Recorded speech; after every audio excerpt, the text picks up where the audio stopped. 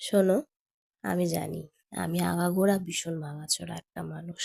অল্পতেই খুব ঠুনকো জিনিসে আমি ভেঙে যাই। আমাকে ধুলোয় মিশিয়ে দিতে কারো খুব বেশি কিছু দরকার পড়েনি কখনো।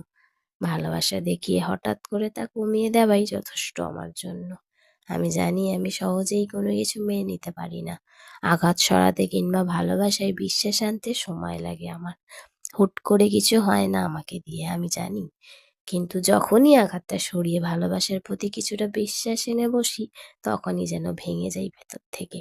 আমি জানি, আমি বুঝি না কিছুতেই গিয়ে শহরের ভালোবাসা, বিশ্বাস করা, বুকে জায়গা দেওয়া, ভালো থাকতে চাওয়া আসলেই কি ভীষণ মানা?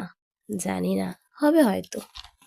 আমি ঘরকুনে, মন খারাপই, অভিমানী, হ্যাঁ আমি জানি।